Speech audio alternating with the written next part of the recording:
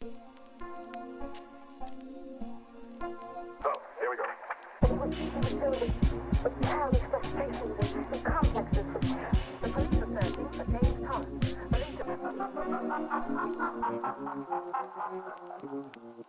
hello. Hi. Speed. Speed! I love how you say Let's it. talk speed! Why is it so funny? It's not. Hello, folks. You're listening to Midnight Movie Gang. This is episode 14. We just recorded episode 13 like an hour ago. Yeah. And I'm dropping these like separated by like a week or so. So we just time traveled. Yeah. You're listening to us from long ago. In a distant land. In a galaxy far, far away. And today we're talking about, I want to hear you say, Speed! we're talking about Speed. Of course, the 1925 film starring Betty Blythe. The 1925 film. I got the Wikipedia up, and there's so many movies called Speed. That's not the speed we're talking It's about. about jazz. I like that image, though. This image It looks like touched up. of this, just of this It's woman staring at this man. Kind of uncanny valley a little bit. Yeah, all y'all look up The Speed 1925 Wikipedia page. This 99-year-old movie. Oh my God. Yeah, That's true. We're talking about 1994 Speed, directed by John DeBott, starring Keanu Reeves, action film. Bomb on a bus. Bomb on a bus. A movie that should take place solely on the bus. A movie that takes place 20 minutes into the movie and 20 minutes before the movie ends. Yeah, exactly. That's the only part of this movie that matters. It's fast forward and then stop watching. When I rewatch this movie, I literally just skip to Keanu eating muffins. like before the movie. Yeah, so yeah, the other stuff sucked. yeah. So just a little bit of background on just the circumstances of watching this. I've been wondering. I've wanted to own this movie for a while. I collect Blu-rays because I'm weird, and I bought the 4K Blu-ray of this movie, which I believe came out last year. And just like a little background story, Looks great. yeah, no, it looks fantastic. It's a great restoration. Yeah. Basically versus Blu-ray. I bet we can find a little comparison video. Show me the yellow. Basically, yeah, and that's the original, Just showing the box art, and that's all the- the video is. that's the original cover, and it's very lame.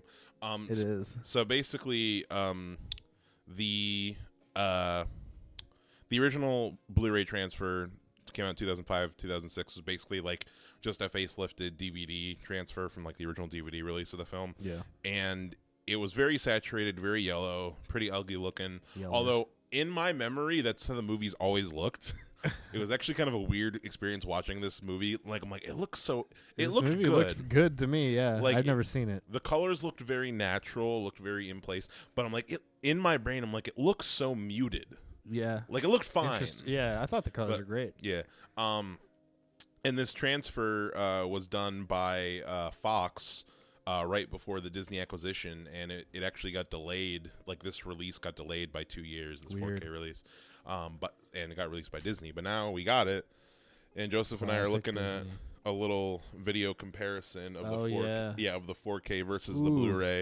And this is a great video that shows it. And obviously, this is a format. Bus. If people want to see this, I'll put a link to this in Spotify. But you can just It totally looks tell. like when you look at like an art restoration, Yeah. So and they just like clean all the grime off of it. Mhm, yeah, they That's just what it looks like. clean all the shit off of it. The colors pop a lot more It just looks Yeah, way. Ooh, that cleaner. looks way. The cooler. They made the colors a lot cooler. Yeah, the skin tone looks way more realistic. Yeah. The whole movie just has like a cooler, more natural Ooh, feel, it just like looks that. sharper. Look sharper too. It looks like it could have been made like in the last decade. Yeah, it is like very modern looking Yeah. in its appearance for sure. But yeah, no, this was going to be a good shot to show too. Yeah, just Wow. it looked so yellow. Everybody looks so red and yellow. Even and the then they clean backgrounds, it up. looking at the walls and stuff. Yeah, man, this is That's a good video. restoration. Here we go, and this is that shot. Yeah, looking at him, Keanu in the bakery. Look at him smile. Yep. What a charming looking man. man. Yeah, him outside the flames. Yeah. It's a wonderful restoration. This close up of his face. It's a good restoration. Yeah, I had never seen this movie. Never seen it before. This was a childhood classic of mine. I grew up on 90s action movies and cheese. things the like. And I guess basically I want to start off just with explaining the plot a little bit, what little plot there is. Starring Keanu Reeves as John Speed. As John Speed, as Jack Speed. Jack Speed. Jack Traven, and Sandra Bullock as Annie Porter. And this movie was... Keanu was already kind of known at this point for... before this... Whoa. All he was really known for was Bill and Ted and Point Break. Like Point Break, I think, came out 2 years before that. 3 years, 1991. I think he is not great in this. Yeah. Well, go out on a limb here. In what capacity would you say he's not great? Like, I think he's very wooden. Mm-hmm. I think you said you had that anecdote about how he was nervous behind the scenes. And Yeah. You pick it up pretty easily. Yeah, like he really wanted, because Point Break didn't make him like the huge star that like they kind of thought he was going to be. It wasn't as much of a smash hit. So he was really riding a lot on this movie. Like, yeah. He changed his look for it, and it was something the studio was nervous about. Like he cut his hair. Yeah, he cut his hair before he had that like long, Ted hair. Which I feel like he's kind of come back to. It's gone full circle with it. Really. Yeah, he grew it out again. Yeah, he looks great with a beard. Mm-hmm. I think this isn't even his fault. I think it's just his voice is goofy for like a serious role. Mm-hmm. I think he's grown into it now. It's got sort of a gruffness now that he's older. But at this time, he just feels like he's doing a fake voice. Yeah, yeah, it's very awkward. Yeah, no, it is weird. Yeah, now that he's older, it definitely does have way more. It adds more grizzle. Yeah, Yeah, no, his wake up, samurai. He grew into that deep voice. Yeah, yeah. And I feel like also another benefit that the John Wick movies, especially the first one, I think about it, he doesn't actually have a whole lot of like lines in John Wick. Honestly, no. Like, yeah, I've seen the first one. I haven't seen any of the other ones. Yeah, no, the first one's the only one I care. I have not seen 4. I've seen 1 through 3, and 1. Not that 2 and 3 are bad, but they're both too long. Really? Yeah, the first John Wick, I really like the first John Wick in that it is very straightforward. Like it's very simple. Like it's a revenge story. He does the thing. They killed his dog. Yeah, it's like, I love a revenge story. It's like an hour and a half, and it's like to the point. John Wick 2 and 3 try to build the world too much. Yeah, like immediately in John Wick 2, it's like, John, you signed a blood pact, and you have to go over here and do this for I don't care. Your blood ward. Oh, I like don't care. Yeah, no, it's like I don't care. Did they kill his dog? No, I don't care. Yeah, no, like the first one, like they killed your dog, go kill Theon Easy. Greyjoy. Yeah, simple. Exactly. And yeah, simple action movies I love. I think this movie is a very simple action movie. Yes, extremely. Like probably the simplest action movie I can think of. Yeah, it is pure. It's very efficient. It's very well done. So talking a little bit more just like about Keanu in this movie. So yeah, no, his dialogue, the way he delivers, definitely not the best. But what did you think about like his stunts and his like physical stuff was good? Aspect? Yeah, no, absolutely. I think he did a great. I think he did good action stuff. Yeah, that stuff was strong. You said he does like his own stunts. I think in this movie he did pretty much all of his own. I know there's some really impressive stuff here. Yeah. No, like just him jumping on and off the bus, on the cars. Yeah, on the cart and shit. I love the sequence at the end of this movie when he's like being suspended under the bus. Yeah. Which, fun fact, that was not... So they used 11 different buses of this like one bus model in the movie, and they used 3. It's a cool looking bus too. Yeah, and they used 3 of a different kind of bus and they used it specifically for the scene where he's under it. Yeah, because the main bus model in this movie just didn't have enough room for him to be under. Yeah, so they got a different bus model that just has like is suspended higher that he would be able to fit under. Okay, that's cool. Yeah, and they blew up 2 buses, destroyed 2 for it. Biggest consumers of buses. Yeah. So as far as the concept of this movie, or the overall concept is there's a bomb on the bus.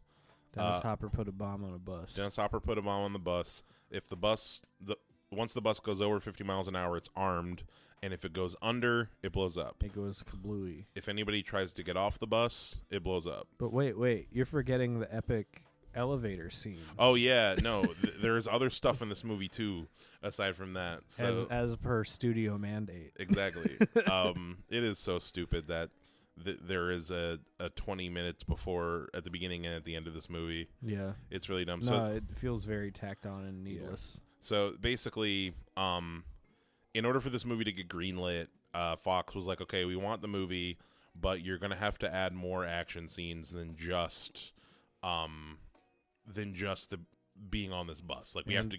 Studios just ruin everything, don't they? Exactly, and it's not like. I think the opening scene on the elevator is fine. It's fine. Like I think it's got some scary moments. Yeah, I think there's some solid tension, like with the passengers on the elevator. That's when I realized that this movie was rated R. Yeah, was someone said fuck, and I was like, oh shit, they used their fuck already. And then someone and said fuck said again. it like immediately, and I'm like, wait, why is this movie rated R? It really doesn't need to be. There's no need for this movie to be rated R. There's a butt shot on this elevator. She's wearing underwear. Yeah, no, they're taking people off the elevator, and he's pulling her down. It was a really awkward shot. Yeah, it was really awkward. It felt like I put that one in there. It's like guy smoking a cigarette in the editing booth. Like, but that the movie needs a little sex here at the beginning. Was it Harvey Weinstein was in there? Yeah, Harvey Weinstein was there. Yeah, and he was like, put the ass in it. 100%.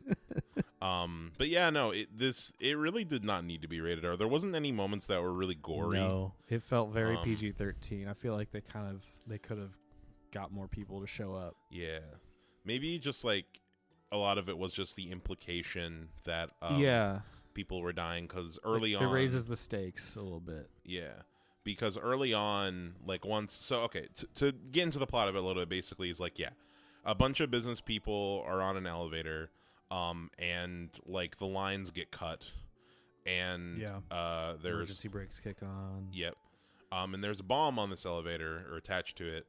And Dennis Hopper put a bomb on the elevator. Dennis Hopper put a bomb on it.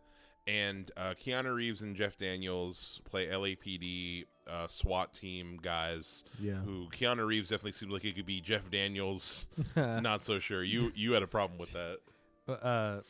Yeah, Jeff Daniels. Jeff Daniels didn't really look like he belonged anywhere in this movie. Really? At all? Not even guy in the chair status? I guess kinda. Yeah, he looked kind of like. He looked like he belonged in the office, like 100%. Yeah. I don't know if this guy does field work. Yeah, should just never have been on the field. Period. No. Yeah, like because he's running up at the beginning, they have to run up the stairs to get to where the elevator is, and it's on like the 30. Actually, they run up to the roof. They do. They go up to the roof of this. They go all through this fucking building. Yeah, in this first 20 minutes of this movie. In the opening, it does really feel rushed too. That is true. I feel like if this movie were longer, They had to keep up the speed of the movie. That's true. It's in the title. It just had to keep going. Yeah, 100%. They had to worry about their speed. Exactly. So they save a bunch of people from this elevator. But after they save all the people, like Keanu has a suspicion that like something's not right here. Fucking, I know this Dennis Hopper guy. Exactly. There's some bullshit afoot, and they find tricks up his sleeve. Exactly. They find Dennis Hopper on the elevator, and they have a little bit of a confrontation. There's a pretty cool moment where like, what's his name? Why am I forgetting his name? Dennis Hopper. Yeah. Howard Payne's the character's name. Has best character in the movie. Yes, but definitely. What does he say? Whim of a madman. The whim of a madman. Elsie said that, and I didn't know what he was talking about. And then Dennis Hopper said it 2 seconds later, exactly how Elsie said it. The whim of a madman. Showing that Elsie has seen this movie like 20 times. I have. I do love this movie, and I'm glad that I own it in 4K. I'm excited to watch the behind the scenes. Yeah. What was I saying? They have a little confrontation. He has Jeff Daniels at gunpoint, like arm around his head, and Keanu shoots Jeff Daniels in the leg to get him away from Dennis Hopper. Smart move. Yeah, definitely smart move. Haven't seen that a whole lot. He's like pulling him behind him like as a hostage, and like if you shoot him in the leg, he's not gonna like drag this guy's body behind him. So exactly, be too much. See that a lot. Yeah, and then Keanu doesn't even shoot him. Like I feel he kind of does it for. Well, he has the trigger.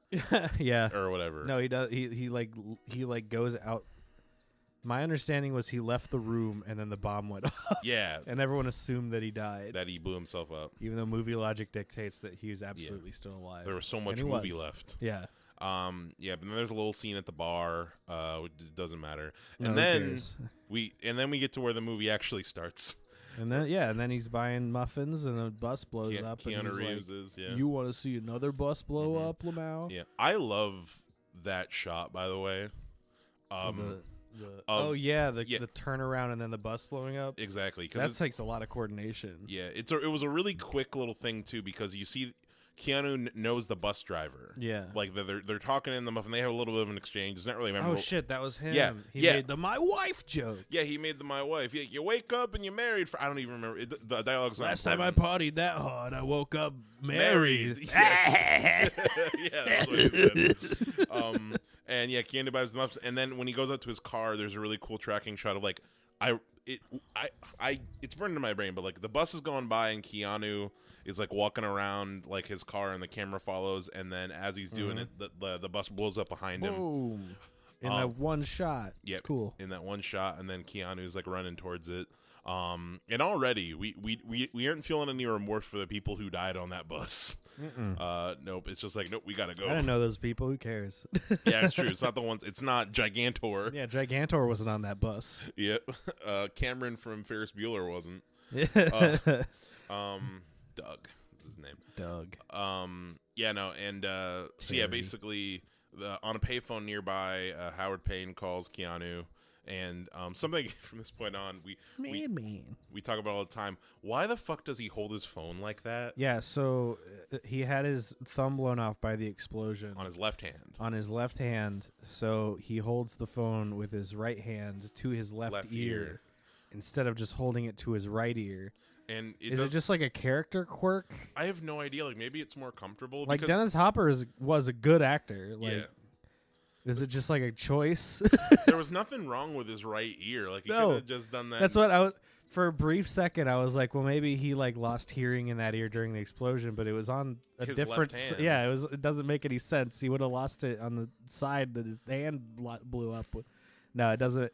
I don't know why he holds his phone like that. It's very distracting. Yeah, but it doesn't matter because the movie's already just going at this point. It's whatever. Yeah. Fuck it. Exactly. And then basically he tells Keanu Reeves that like, yeah, so there's a bomb on the bus. This is the bus number. Give me my money by 11 o'clock. And then he goes to the whole thing of like, if it goes over 50 miles an hour, then...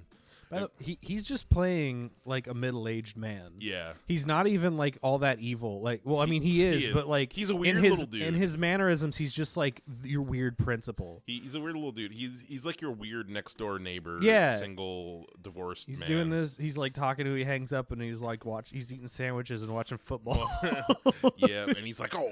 He's the best part of this movie. He's the character I'm most interested in. Yeah, he is really goofy, and like whenever they cut back and forth to him, I would almost love to see a prequel of him before Speed or pre-Speed, low speed. Yeah, I would love that. I mean, if they made it now, it'd be like an HBO series that goes on for like 3 seasons. That's true. 6 seasons. No. A TV prequel series spinoff. Ugh. Like Bates Yeah, Motel. never mind, actually. Yeah, no, it would suck. God. He's being played by like a Timothy Chalamet or some shit. Young Howard. Who would make a good young Howard Payne? Hold up, let's sit on that for a minute. Who's a quirk? I was about to Jesse Plemons. Yes. Well, he's actually getting kind of old for it now.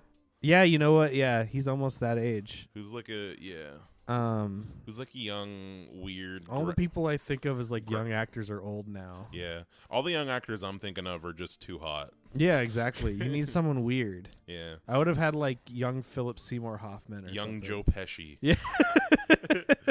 Oh God, they don't make him gremlin-y anymore. Yeah, who's a gremlin little guy? The ugliest actor I can young-ish actor I can think of right now is Adam Driver. Even then, he's like, 40. He's like ugly hot. Yeah.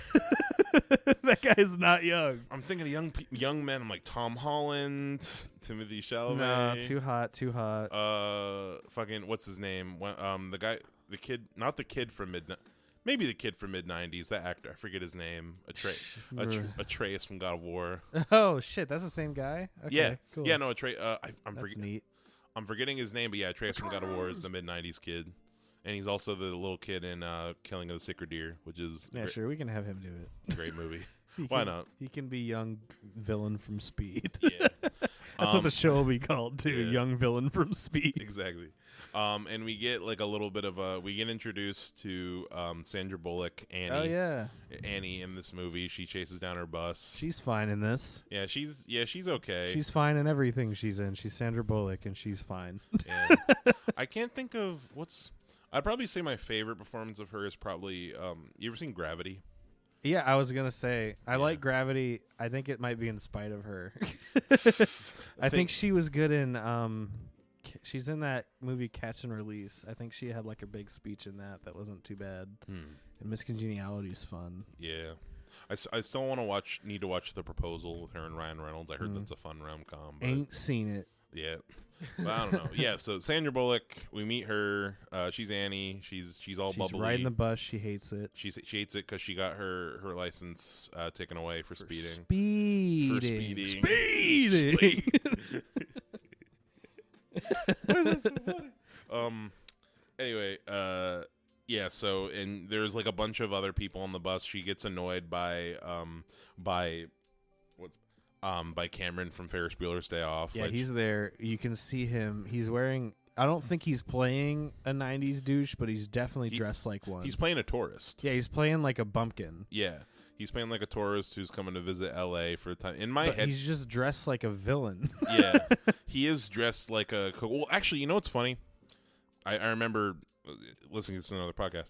That character was originally written to be like a lawyer douchebag. That's why he's dressed. That's why his wardrobe is like that. 100%. But Alan Ruck, but they rewrote the character after like Alan Ruck, like kind of reading for the part and doing like test stuff, and apparently is just like such a pleasant guy that they kind of like he really seems like a really nice guy. Yeah, no, in this movie he's just like a little bit of a like a dumbass. He's just kind of a klutz, like a little bit of a schlemiel. Yeah, like I love his moment in this movie. I feel like on the bus the movie does not have enough time to give you information about these characters on the bus. You learn enough. But I think, they give you enough little moments with all of them to make you attached enough. Like everyone's really mean to this big guy. To Ortiz. Gigantor. He gets called Gigantor like 3 times. Yeah, Ortiz. And then, there's Alan Ruck. And then there's some others. There's the criminal guy who thinks that Keanu's there for him.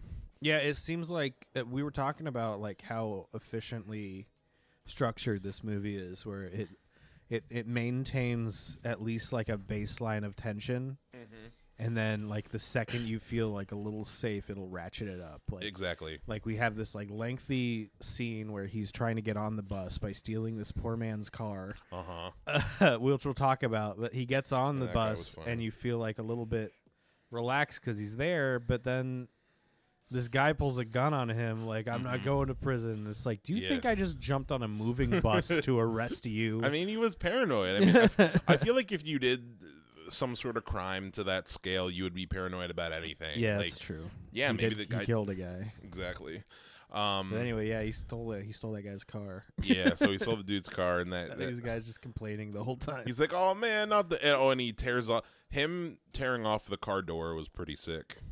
When like he opened up the door, are you really insured? Funny. Yeah, it was really funny. Yeah.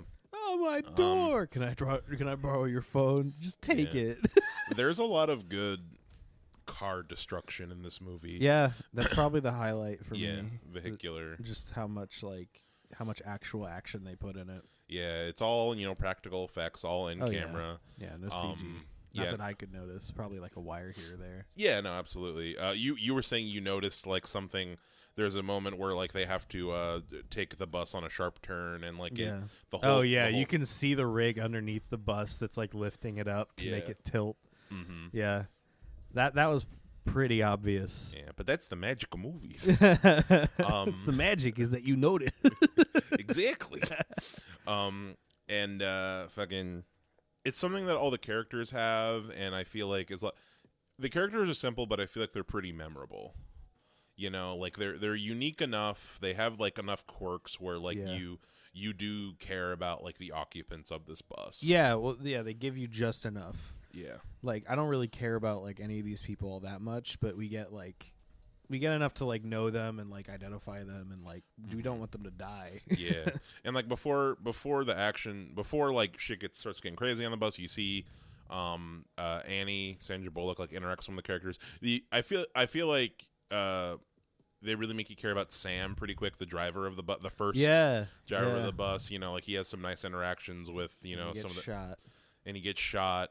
And you feel really bad for him. We were being mean to him though, just because he's got like such a A very prominent brow. Prominent eyebrow. Yeah. What did I say? I said he looked like a Klingon. He did. No, I was like, that guy's forehead is wild, and you were like, yeah, he looks like a Klingon.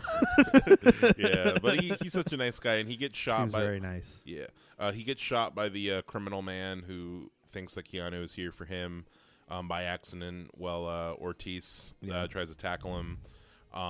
And you know, the thing about it is that everyone on the bus except for Alan Ruck, they're just trying to get to work. Yep. You know, everyone's just trying to. It's. I mean, it's a bus. There's no one here is like riding it for fun. Yeah. I wonder how many people like of them like afterwards are like, damn, I'm probably gonna get fired from my job. Yeah, he probably would too. Because they couldn't call their boss. I don't give a fuck. No one was here to open.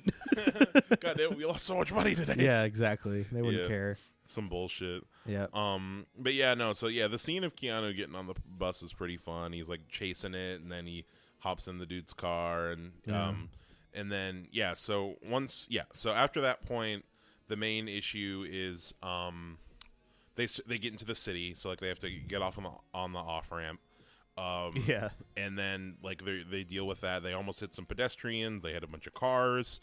And then they get back on the freeway. They have to hit that huge turn. Yeah. And then it's just thing after thing after thing, like keeping the tension up. Exactly. Like every time you get a little bit comfortable, they encounter a new obstacle. They do something new. Yeah, and it's I liked how you said it, is that the movie feels like one big action scene. Yeah. Well, at least but it's the middle still of it. structured like a film. Yeah, and I think a part of that is because I think they do a good job of balancing little intercuts between the bus, going to Howard Payne and watching him be goofy. Yeah, watching him be fun in his little lair.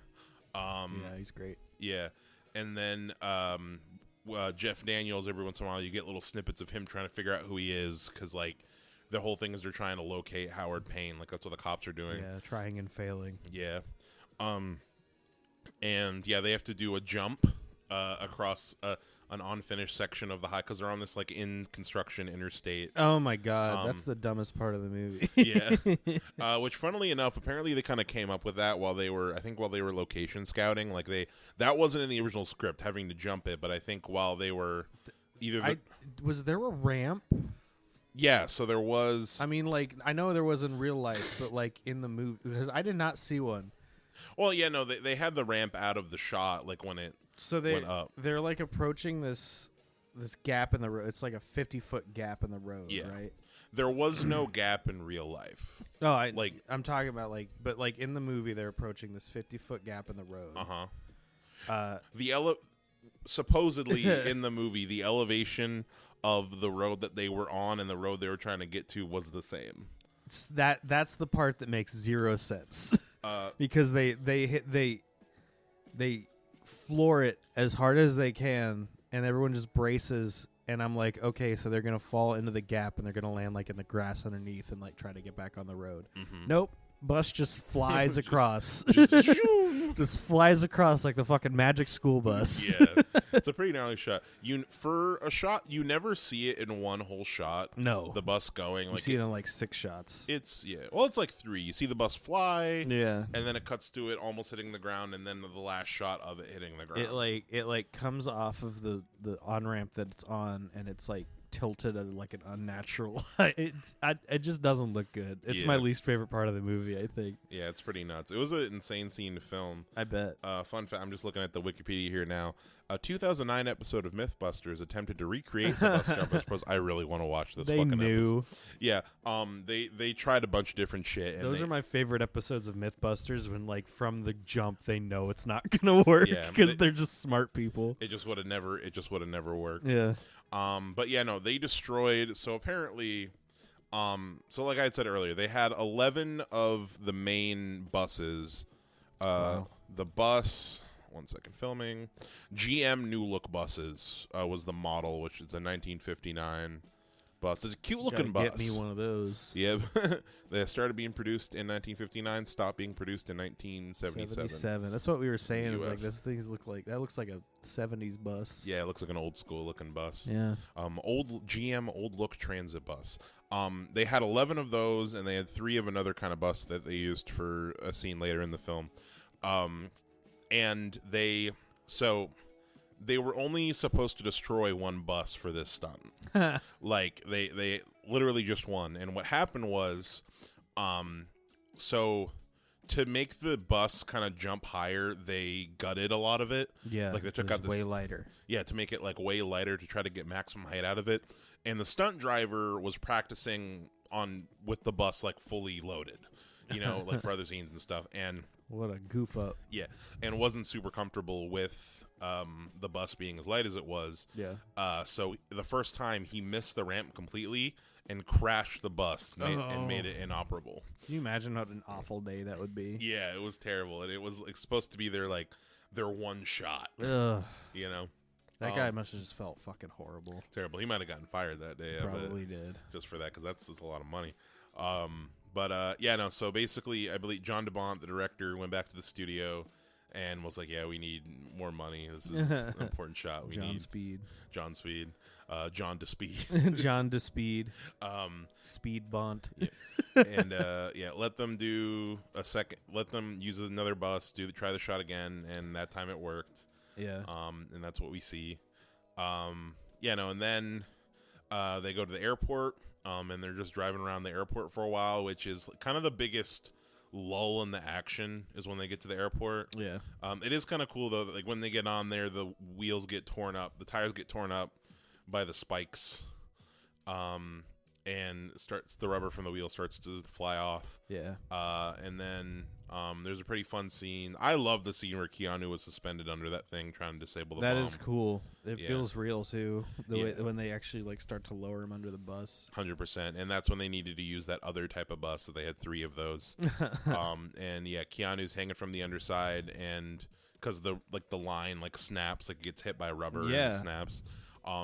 And Keanu keeps ratcheting that tension up. Mm-hmm. And Keanu stabs the gas tank hold on. To hold on, like, as he stabs it with a screwdriver, and it's like, oh shit! Now we have this story about they threw a ticking clock on the script in the exact perfect time. Yeah.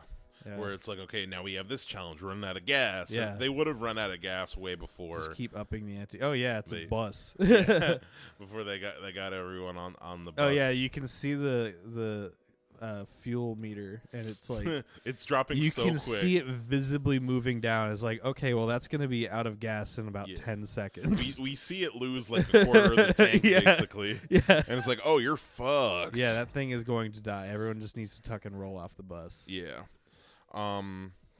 But it doesn't. Yeah, but it keeps going. It doesn't. They figure out a way to trick Howard Payne into thinking the people are still on the bus by using we were talking magical tape technology. Magical tape technology. They like make a looping VHS tape, which I don't know how that's possible.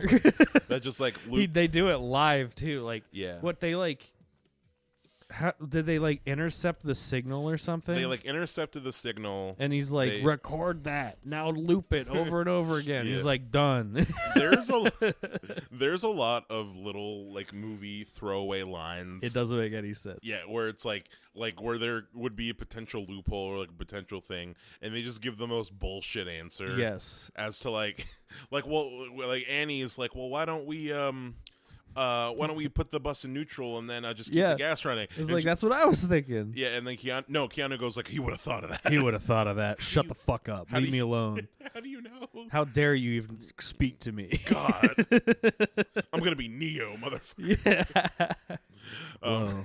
And then, later, and then when he finds there's a camera on the bus, she's like, well, can they hear us? Like, nope, I think it's just video. How the fuck do you know? Yeah.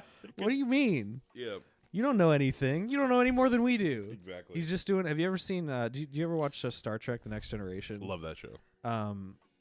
There's that one like Picard and Beverly Crusher adventure when they're just like down on a planet and they're like, and Beverly's like, oh, which way do we go? And Picard's like, let's just go this way, and she's like, you don't know either. No, she's down there with fuck, this isn't an important detail, but he's down there with the empath. I can't remember her name. Deanna Troi. He's down there with Deanna Troi, and she's like, my childhood crush. Yeah, everyone's childhood crush. That she's like, I can feel that you don't know where we're going. And he's like, oh wait, no, fuck. Trying to remember. Just go back. I think they're for some reason they're mind linked. This is not important at all. But well, I'm she's too an deep in it empath. now. She can. Well, they're Star mind. Trek: The Next Generation is always important. But on this specific adventure, I think it is him and Beverly Crusher, and they're mind linked, so she can feel what he feels. But he's like, let's just go this way, and she's like, well, you don't know which way we're going, and he's like, well, as a leader, you just have to pick something and act like you know. So I think that's all he does for this entire movie. I don't think he actually knows anything, and that comes across with how intelligent his performance feels. Yeah, he is like a big old jock meathead. He's an idiot type deal, 100%. He's not an idiot, but he feels like one. Yeah. He knows what he's talking about. He just comes across as dumb. Yeah, he's got his I would say hot brain, his jock brain. Speaking of hot, get on that bus. Speaking of hot, I think beyond the performances, like both of like Sandra Bullock and Keanu being part of it's their characters, part of it's because I don't think either of them are particularly like there are some actors I feel like where they are only as good as the script you give them. Yes. Like if like they can really suffer and fail if like they don't have the tools needed. There are some actors that can John Travolta. Yeah. Well, I mean, you need like a really strong director too. It's not just the script. Exactly. A lot of the time, a weak performance like almost comes down entirely on the director. Yeah. I mean, although there are definitely some exceptions as far as like I feel like there are definitely some actors who like no matter what it is, they're gonna do something at least entertaining. Yeah. Like Sam Rockwell is like one John of those Travolta. for me. Yeah. One of them for me. Yeah, Sam Rockwell's great. Yeah, no, he's a good example of that. Yeah, where it's like even if the movie's not that good, he's gonna do something at least interesting Yeah. and funny. He's gonna dance. Yeah, he's gonna do his weird little dance and be like, "Say what?" Hitchhiker's Guide to the Galaxy being my. I love that. Him as George W. Bush in Vice was great. He was really good in that. Yeah, he's perfect. I forgot about that. I kind of want to. It's a fun rewatch. I kind of want to rewatch. I don't know why I saw that in theaters. When did Vice? I saw it with a buddy of mine. Imagine just being so evil and despicable that you get a whole movie made out of you. 2018. Yeah. 2018 was a good movie though. Yeah. I think I only saw it because nothing else good came out that year. Christian Bale, dude. Yeah, he was incredible in that movie. Put on all that weight. Yeah, he's wild. Him and Robert De Niro being the kings of that shit. Yeah, on one hand, it's like it isn't super impressive. On the other hand, I feel like it's just like you see it a lot, and people equate it to being like a good director. I think it all comes down to like how dedicated you are to your craft. Mm-hmm. You're getting paid enough. If I was getting paid that much money, I'd lose or gain as much weight as you want me to.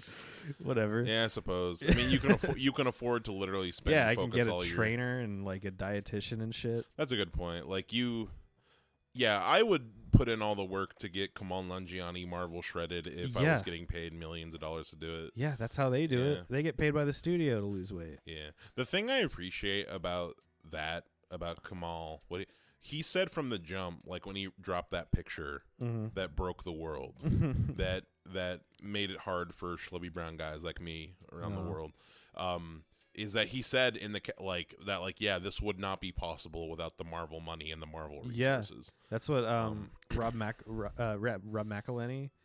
He's Rob McElhenney, I think. No, it's McElhenney. It's Always Sunny, man. Yeah, he every time he's like asked about like what's your secret, and he's like, oh, it's easy. All you have to do is get paid by your studio and eat a very strict diet as prescribed by a specific dietitian whose whole job is to control what you eat, and be put on a training regimen with one of the great best trainers in the world who helped train the actors for Magic Mike. That's it. That's all you got to do. Just get all that. He's completely like aware and fully acknowledges that this is not obtainable for like the average human being. Yeah. And I respect that. Exactly. So yeah, they get their advantage. Exactly. God, we went on a weird rant from. That's fine. It's something we're both passionate about. Yeah. I was just gonna say that I think Keanu Reeves and Sandra Bullock, despite their performances, I think they have good chemistry with one another. Oh yeah, and that's you said that they dated in real life. Yeah, so like they dated after this movie, and it was clear that like both of them kind of developed a crush on one another while filming, and I feel like that chemistry comes through. Absolutely. Like from the moment they kind of meet Keanu, they're both like checking each other out, like the whole movie, constantly. Yeah, they're both like doing like the up down. Yeah, when they're on the train at the end of the movie and they think they're about to die, a part was like, you want to fuck me? And that was like the last chance we'll get. Yeah. He's like, yes, man. Actually, I think her last line in the movie, or he does say yes, ma'am. That was gross. Yeah. Well, because she says after they get off the bus that, like, you know, I read that, like, most relationships that start in intense situations, like, fail. And then later in the movie, Keanu throws that back at her. You know, most situations, and she goes, well, we'll just have to base it on sex then. And that's the last line of the movie. That is the last line. Weird choice. Also, to end this movie about a bus on a subway train. Yeah. So after they get off the bus, there's a whole tacked on sequence where, like, fucking Howard Payne gets Sandra Bullock and puts like a vest on her, a bomb vest. He's being like a weird uncle about it too. Yeah, he's weird. He's like, I need you to hold this. Just hold it down. Yep. And he's still entertaining in this last bit. He is fun. He's the most watchable part. He's having a blast in this movie, just being this like wacky. Yeah, being creepy uncle. Yeah.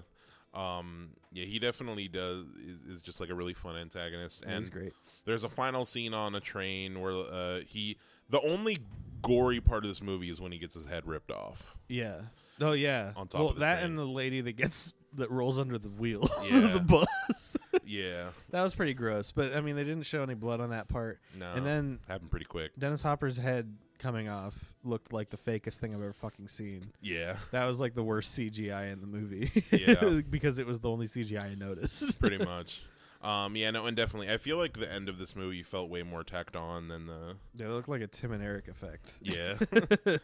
Yeah, no, and then that's the movie. I mean, that's it.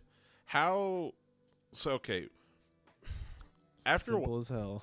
After watching it, I do think I understand from a satisfaction standpoint. It's like I don't care about anything else before this bus. Yeah. But I do kind of get okay. We needed to establish some kind of history between these characters. Yeah, we needed a little bit of a thing. You know what it maybe could have used? Or some energy that maybe instead of having, you could have just made the opening sequence shorter.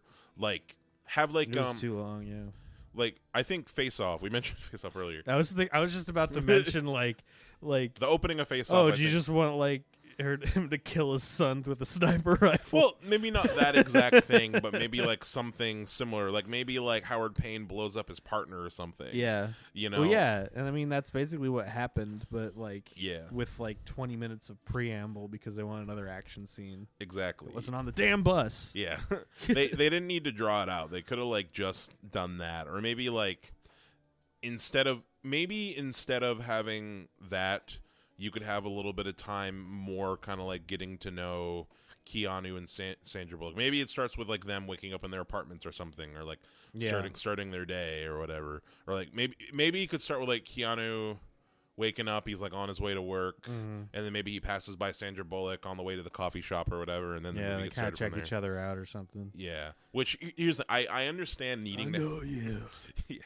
I understand you needing to get to know the characters a little bit before the movie really gets going. Yeah. But you could just cut out that last bit entirely. No, yeah, absolutely. It felt as soon as they got off the bus, I was like, wait, there's 20 more minutes in this movie. Mm-hmm. And I'm just sitting oh my God, the bus part's over. I don't care. Yeah, exactly. As soon as it blows up, I feel and the only plot hole that would really leave would be because the whole thing is there's still more movie because Howard Payne is still alive. Yeah. And he's still expecting his shit. You could either have it to where he got away. Yeah. You know, or maybe they think that he got blown up, but you could do a little stinger.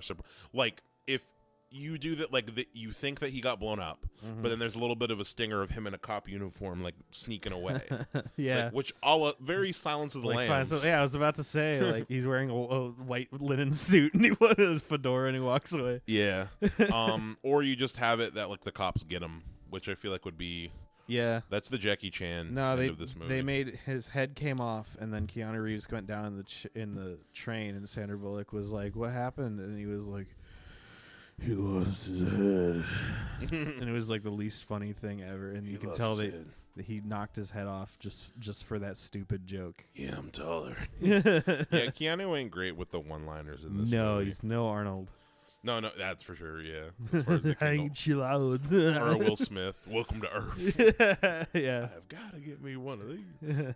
So I feel like I've been ranting a bit about this movie as we've been going. I feel like I've been talking a lot about it because like I said, this is...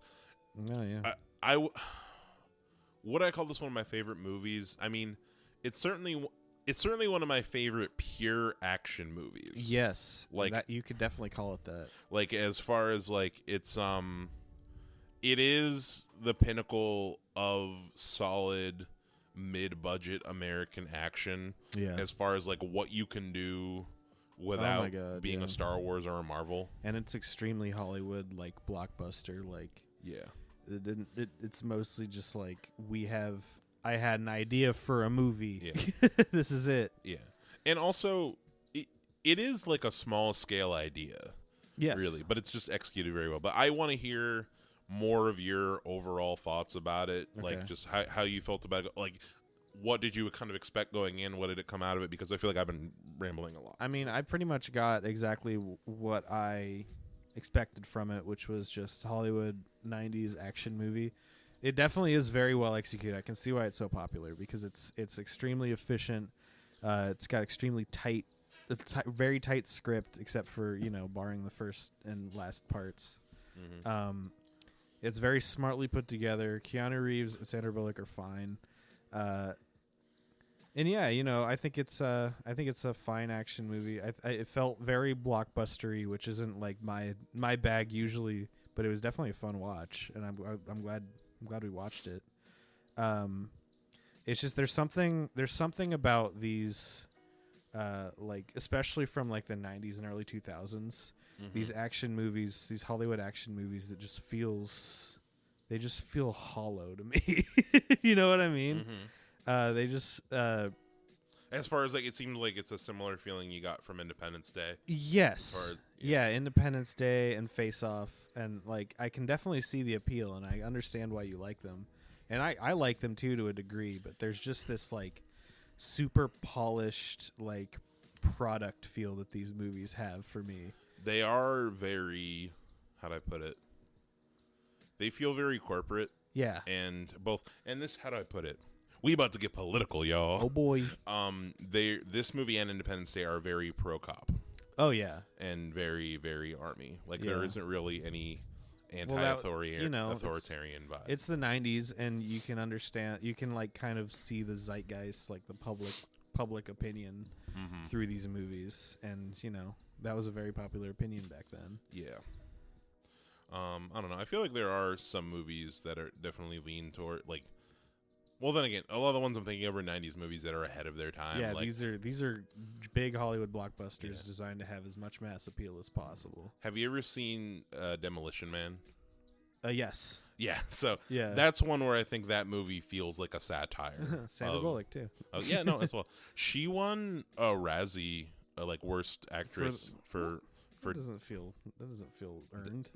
For Demolition Man. I think she was fine. She's funny. Was she better or worse? She was playing a comedy role, wasn't she? Yeah.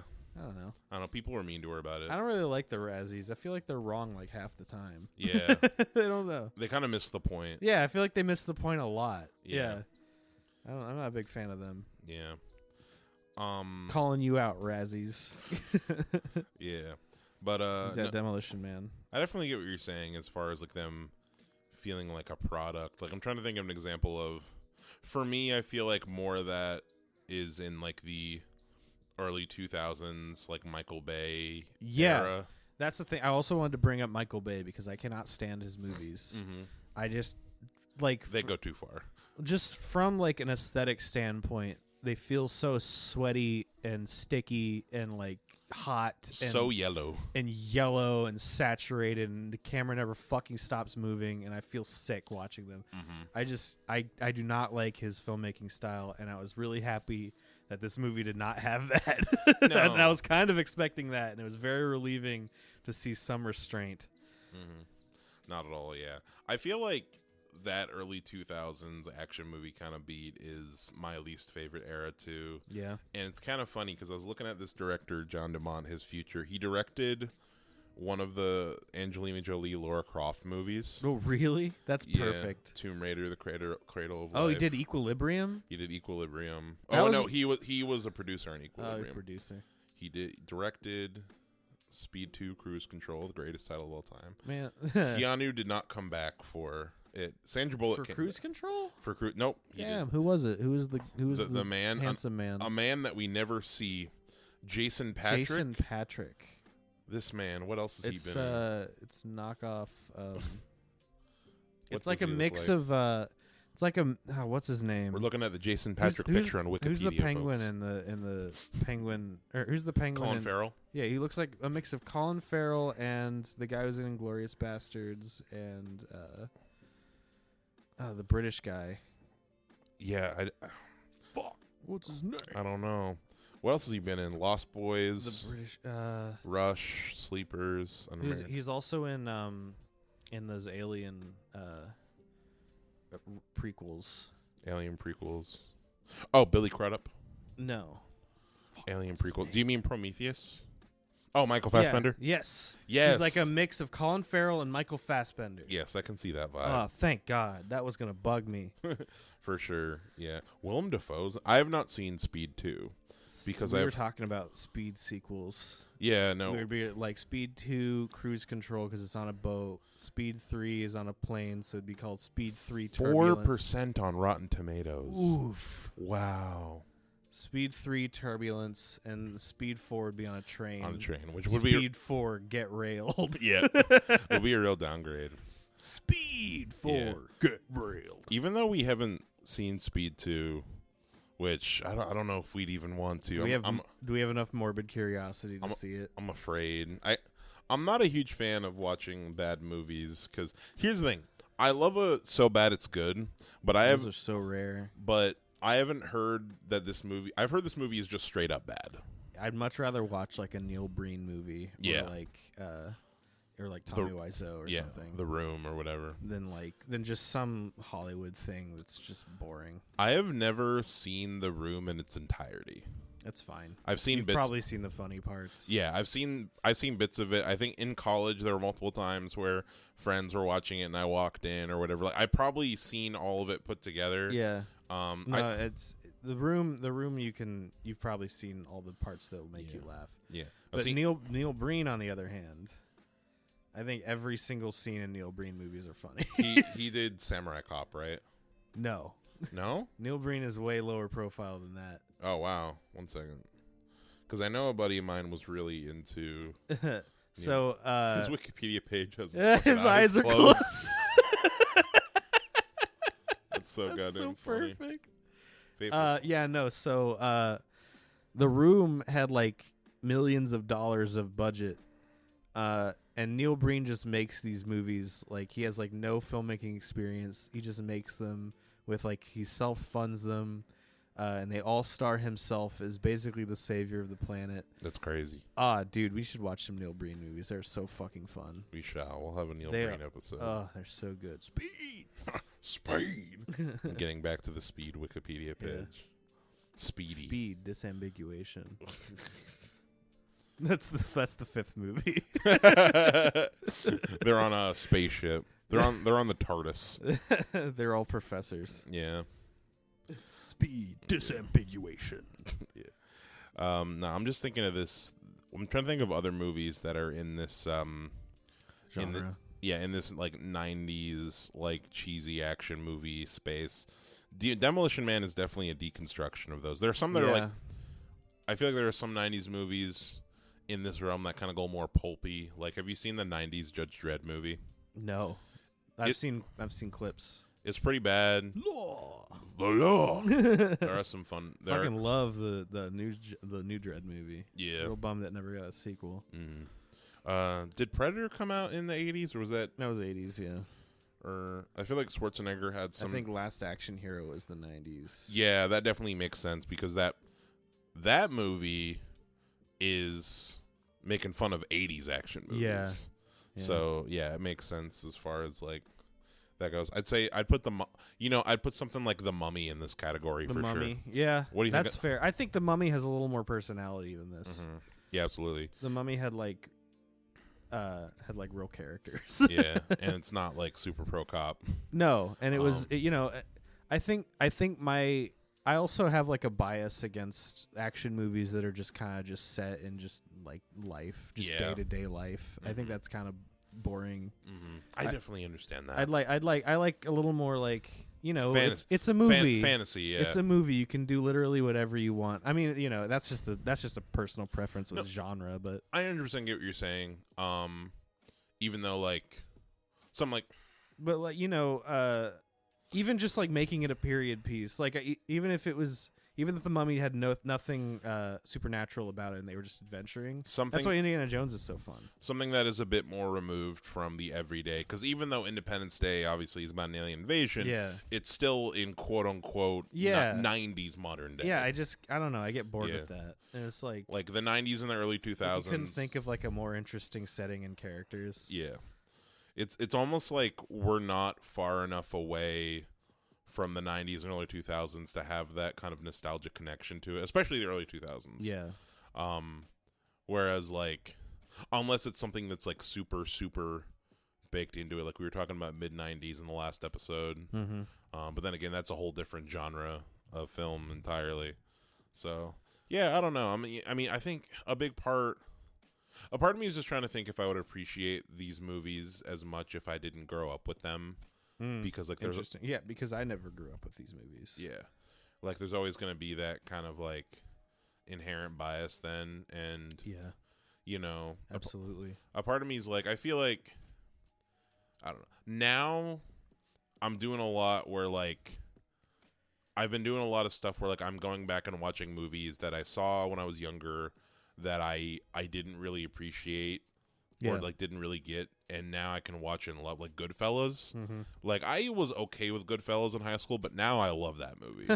Yeah. Or like when I rewatched Alien recently with Courtney, like I was able to just appreciate so much more about it. Absolutely. And now, from our last episode, I'm kind of excited to go back and watch some movies in black and white. Like that might fit. That'll like watching Alien in black and white to see like what I can notice about it that I didn't before. Yeah, I definitely have a few movies like that too, where I thought it was just boring as shit. There Will Be Blood was one of those.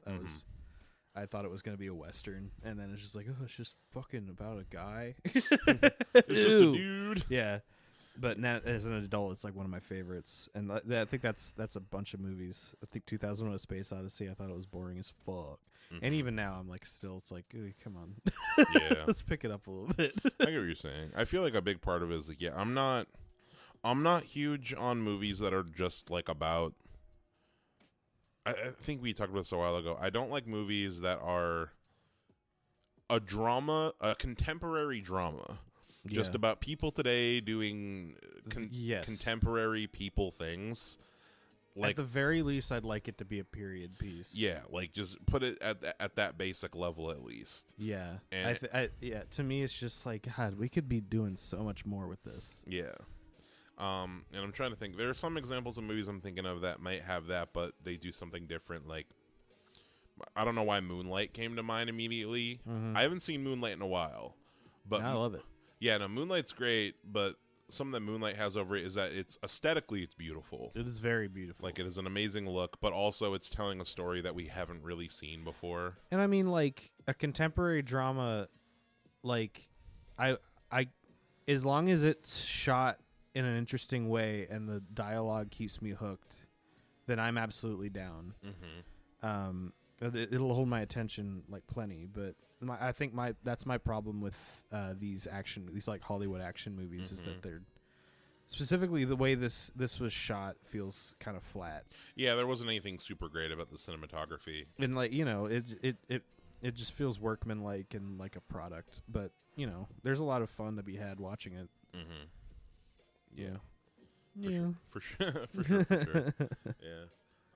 Anyway, let's go to prop time. What prop would you want from this movie? Oh, dude. I have a few things in mind, but I don't Not super sure. I like the way that the detonator he's holding at the end is designed. I think I'd like that. Yeah. Just to like futz with, and, like That's click around. cool.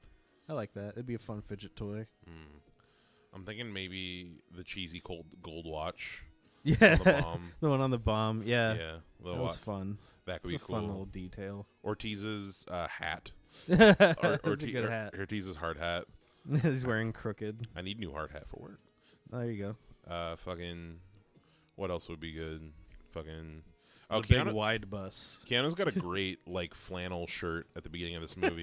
He's wearing like 3 layers of shirts. And it seems like it's like LA. a hot. It seems like it's a hot summer day. Like Sandra Bullock's wearing shorts and shit. He's got both flannels open to reveal his tank top. Yes, his action movie tank top. It's like, why are you take the jacket off, dude? You could just wear one flannel. You know, the 90s were just the era of like sweaty man in tank top. Yeah, very sweaty movie. I was pretty grateful for how not sweaty this movie was. Yeah, Keanu's got his sweaty white tank top.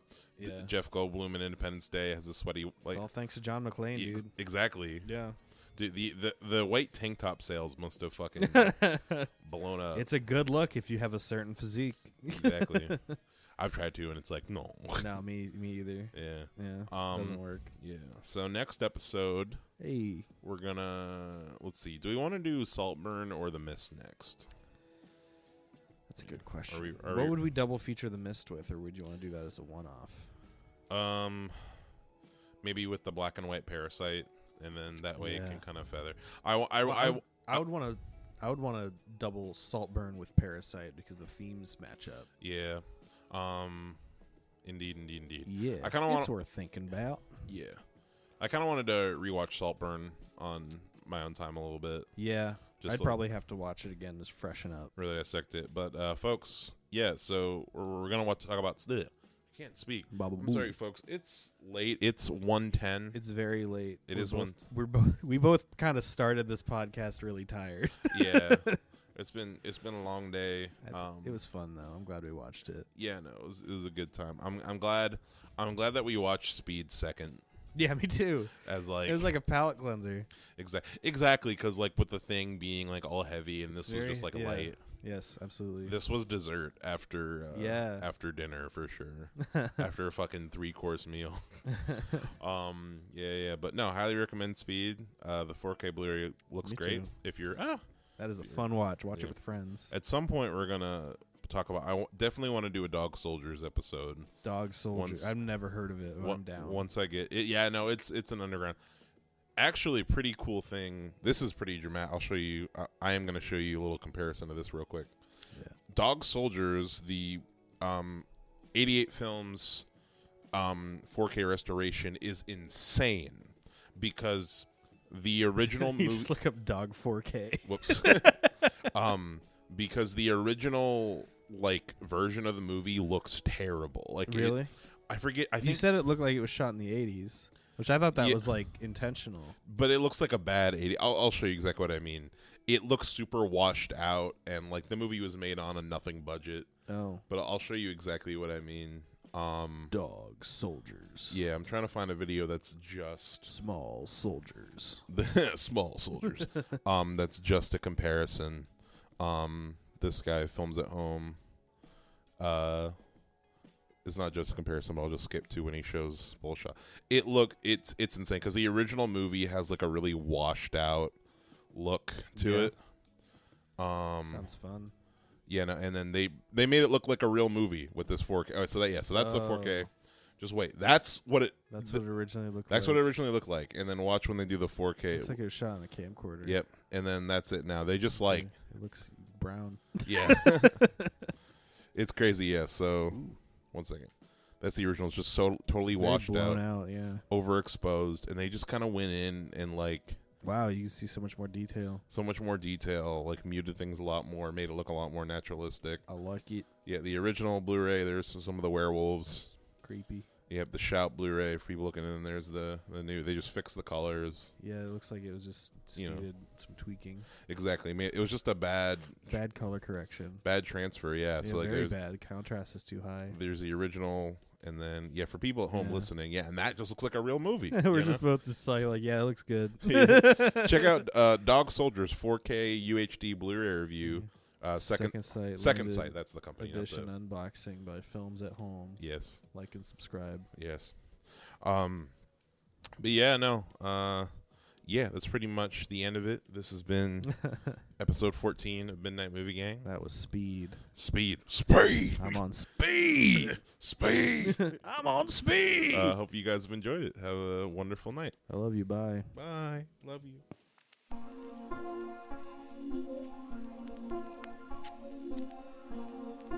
So, here we go.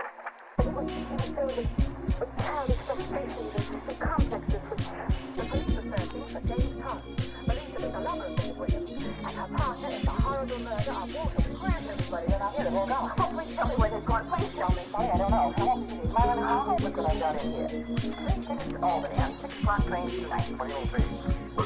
Special agent, special agent.